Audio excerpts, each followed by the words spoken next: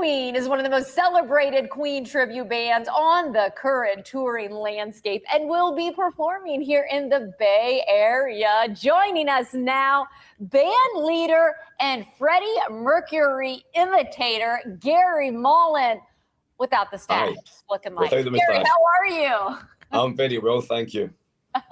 Gary, I didn't know what to expect when I knew I was talking to a Freddie Mercury impersonator. And when you joined us, I was like, okay, so he goes sans stash for TV interviews and the rest of the day, apparently. Yeah, I don't want to be going to Walmart dressed as Freddie. It just looks a bit ridiculous. It's like prancing down the aisle, you know. Oh, speaking of Freddie Mercury, I told you before we got started, Queen, one of my favorites, Freddie, one of my favorites. I mean, in my opinion, his vocal stands apart from anybody else we've ever heard. And to talk with someone who takes on those big shoes day in and day out. You even previously won a talent show, Stars in Their Eyes, because of your vocal and visual imitation of Mercury. I mean, talk about getting into that role and really shooting for the stars, literally, because of his massive amount of talent. It's a lot of work, you know, to get, you know, the sort of made up, because I obviously don't look like this for the show, and a lot of warming up the voice and tight underwear to get the notes, because all the songs are really, really high, you know, so there's no hiding place. You've got to just come out all guns blazing, and from the get-go of the show, it's high energy and high vocals. So it's a good challenge.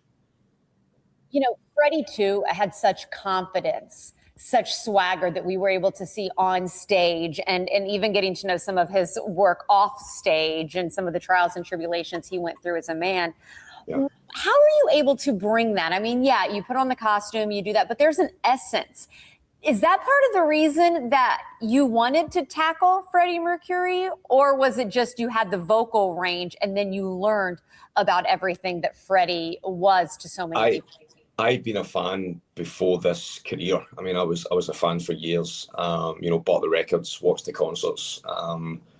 You know, had the posters on my wall, and when the TV show came along, and then suddenly this new career started, it was like, okay, let's go back, do some homework. Let's see, you know, let's watch the concerts again and see how he moves, how he reacts to the crowd. And it is all about audience participation. Freddie was, you know, that was his thing. That was the pinnacle of his performance, was get the audience as part of the show. You know, don't just have them sitting there, clap their hands and leave.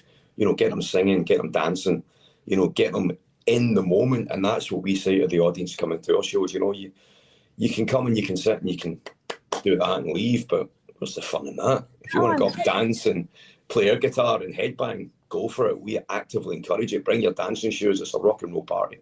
Man, you even have the fist. You even have the Fred. Oh, I loved seeing you on stage there. Hey, oh, you got it. Got to do that, yeah. Too, of course, I'm glad you addressed what people can expect of your show, which is May 10th, by the way.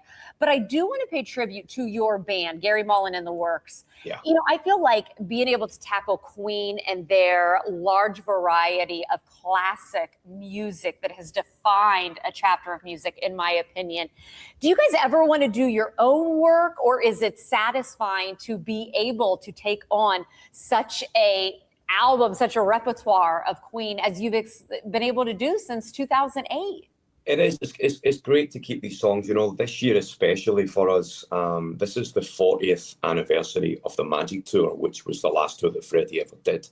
Never came to America.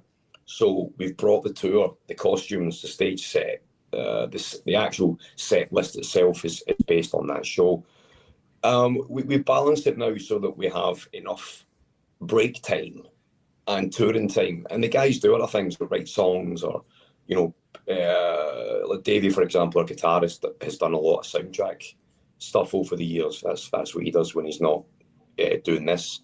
You know, he plays guitar on he's put guitar on people's records and also soundtrack stuff. So everyone does something when they're away from this, but this is the mothership. This is what brings everybody back to, to do this music.